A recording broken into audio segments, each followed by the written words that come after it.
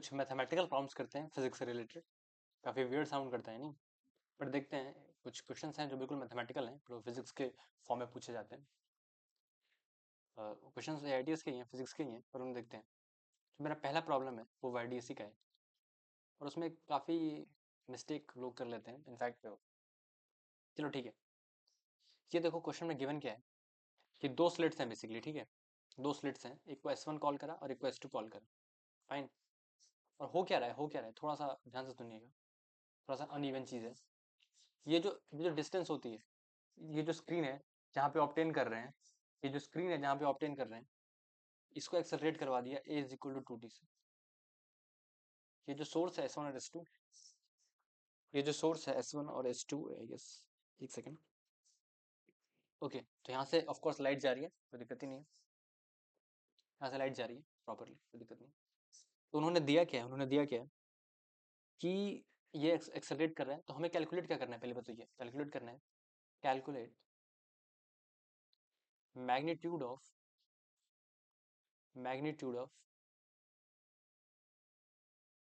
velocity of point P, velocity of point P, where is third maxima, point P, where third maxima is there, where third maxima is there, ठीक है। जहाँ पे third maxima है वहां पे हमें calculate करना है, ठीक है। तुम तो उसको ऐसे देखो,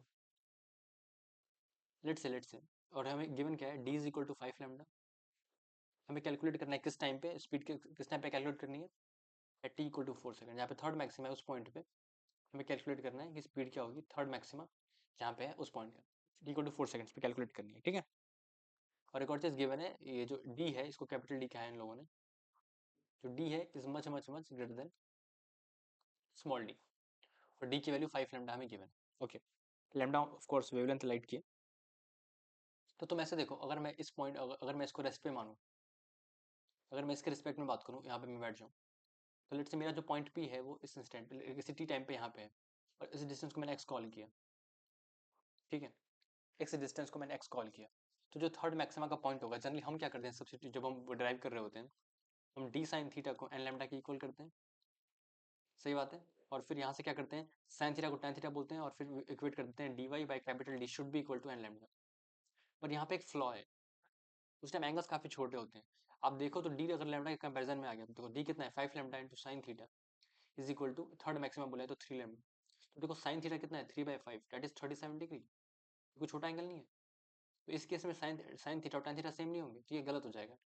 ये वाला जो स्टेप है ये गलत हो जाएगा। तो what we should do is, we should do d into sine theta is equal to, उसके लिए कितना होगा हमारे पास, 3 लैम्डा होगा, तो इसको इक्वेट किया। तो यहाँ से साइन थीटा कितना आ जाएगा उस पॉइंट के लिए करस्पॉन्डिंग, डेल्टा एक्स तो हमेशा डी साइन थीटा होता है, तो क्यों हमेशा बहुत दूर लेना होता है हमें। साइन थीटा 3/5 आ गया, तो अब इसको tan थीटा लेके इक्वेट नहीं कर सकते। साइन थीटा है तो साइन थीटा सॉल्व कर लो ना। तो लेट्स से ये जो पॉइंट है, ये पर्टिकुलर हमारा पॉइंट, और ये जो एंगल है ये कितना है, थीटा, ठीक है। तो अगर ऑफ कोर्स ये डिस्टेंस कितनी हो जाएगी, लेट्स से इसको y कॉल कर लिया, मैं क्या कह सकता हूँ, y upon X is equal to tan theta. यहाँ से क्या हो जाएगा, y is equal to X tan theta, सही है। अब तुम खुद देखो, y किसके इक्वल है, x into tan theta. tan theta कितना है, 3/4 इस पॉइंट के लिए, ठीक है।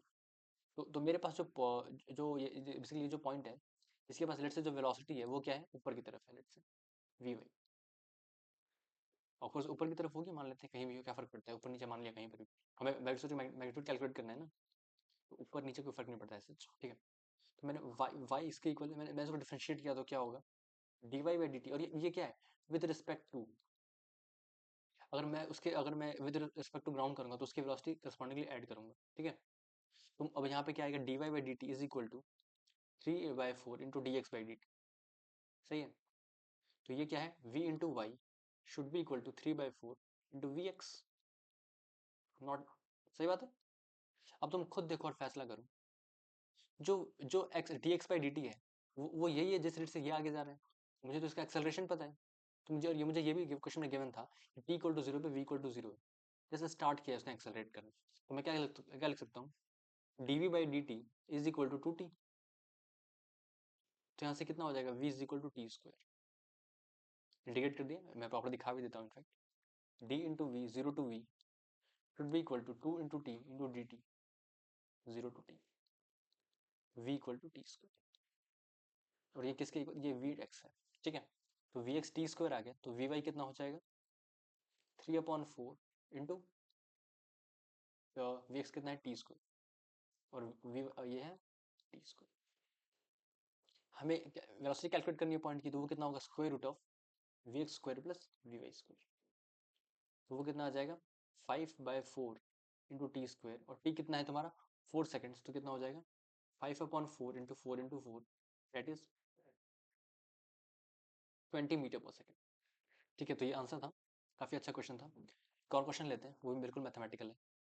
इन्होंने क्या बोला है, इन्होंने क्या बोला है, हमारे पास एक रॉड पड़ी है और वो कंडक्टिंग है, ठीक है, ये कंडक्टिंग रॉड पड़ी हुई है। इन्होंने क्या बोला, इसका मास लेट से m है और इसकी जो लेंथ है वो l है, ठीक है, और ये पड़ा हुआ है, और जो मैग्नेटिक फील्ड अंदर की तरफ है और वो b है, b is equal to 4 tesla. जो लेंथ है वो 2 मीटर है, जो मास है वो 20 आई गेस 20 kg है, और जो coefficient of friction I guess given है हमें, वो कितना गिवन है 1/4। तो जो म्यू की वजह जिस सरफेस से पड़ा हुआ है उसकी वैल्यू 1/4 है।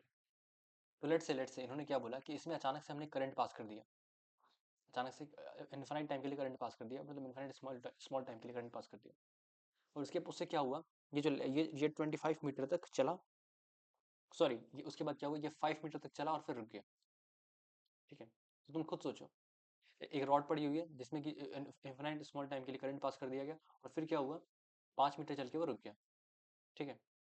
तो इसका मतलब क्या हो रहा है, इसका मतलब क्या क्या हो क्या रहा है एग्जैक्टली, ये जो रॉड है इस पे कुछ करंट गया, मैग्नेटिक फील्ड अंदर की तरफ है, तो इस पे फोर्स लगा होगा, इंपल्सिव फोर्स होगा, क्योंकि current infinite time small time के लिए गया हुआ है, नहीं। तो जो फोर्स लगा वो क्या होगा, अगर मैं लिखूं integration of F D T, impulsive force है तो मैं उसके इंपल्स की बात कर रहा हूँ, वो क्या होगा, लेट्स से आफ्टर उसके बाद वेलोसिटी वी आ गई, तो एम इंटू वी अटेन हो गया, मैंने क्या लिखा, J is equal to M into V, सही है। तो ये कितना हो जाएगा, I L B into D T is equal to M into we.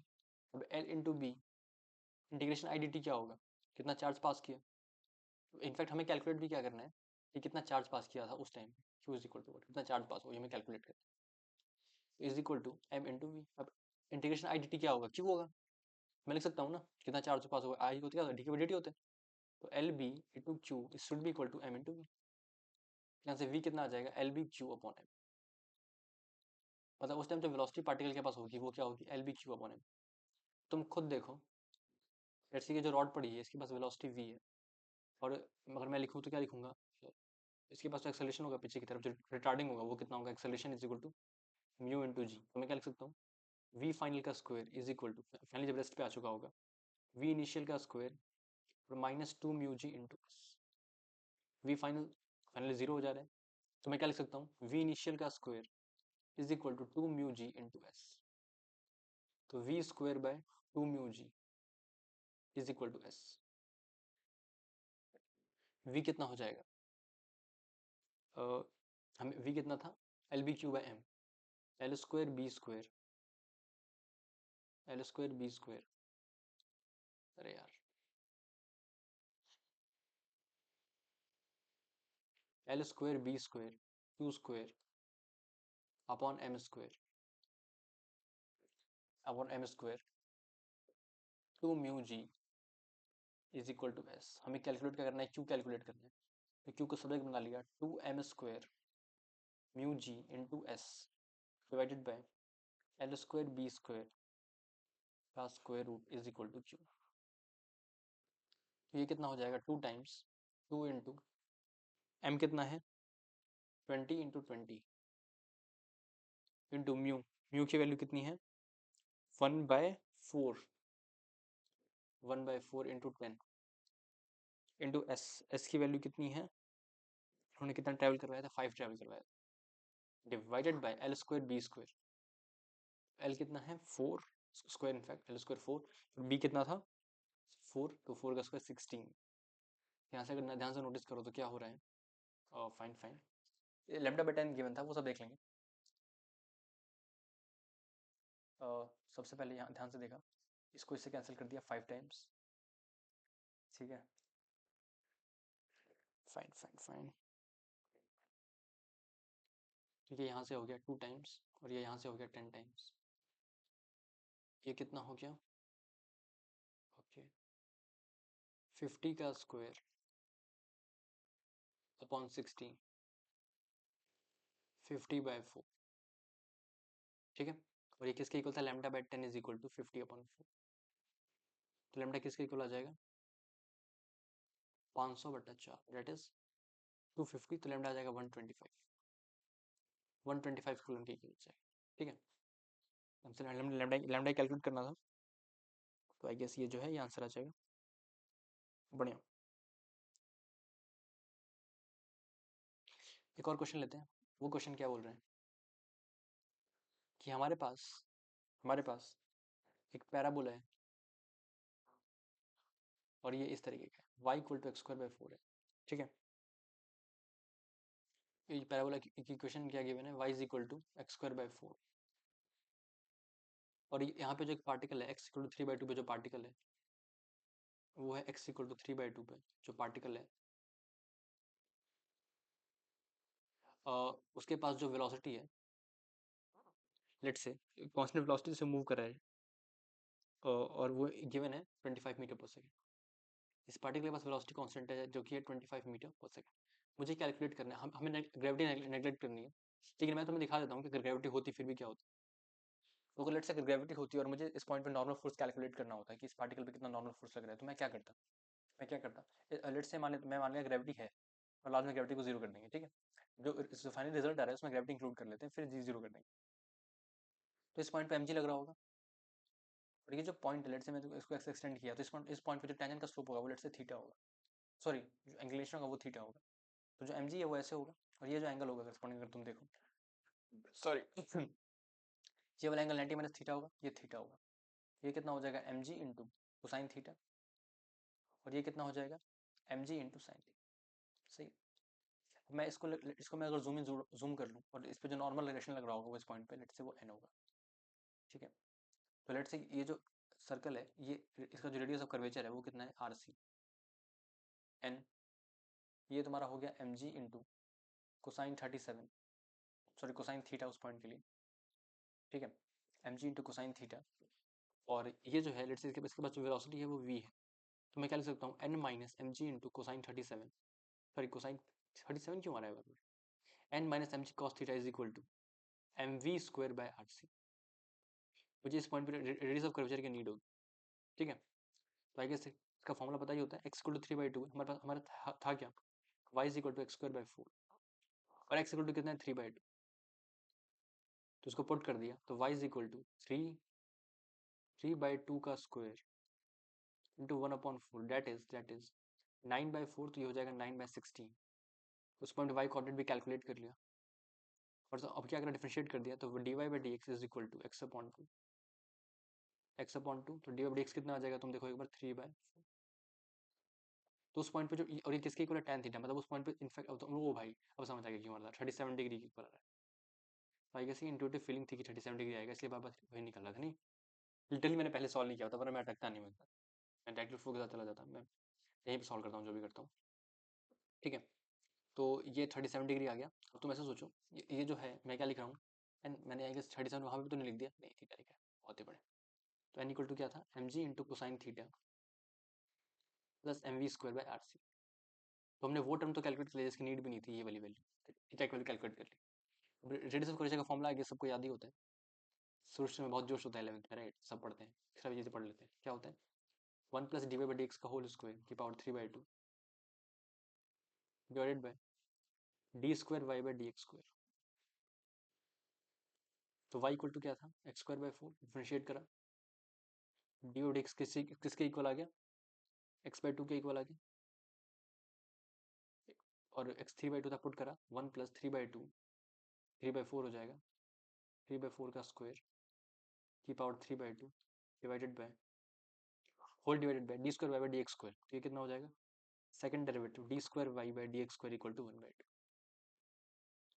ये हो गया 1/, ठीक है, अब तुम देखो ये कितना हो जाएगा 5/4, 5/4 का स्क्वायर, तो ये हो जाएगा 5/4 का क्यूब इंटू 2, मतलब 125/64 तो 32, 125/32। आई गेस ये जो है ये आरसी की वैल्यू आ रही है। बस आप पुट करा, इनफैक्ट आप इसको जीरो कर सकते हो, मैंने बस सिखा दी कैसे कैलकुलेट करना था। मास कितना गिवन था हमें, 2 kg।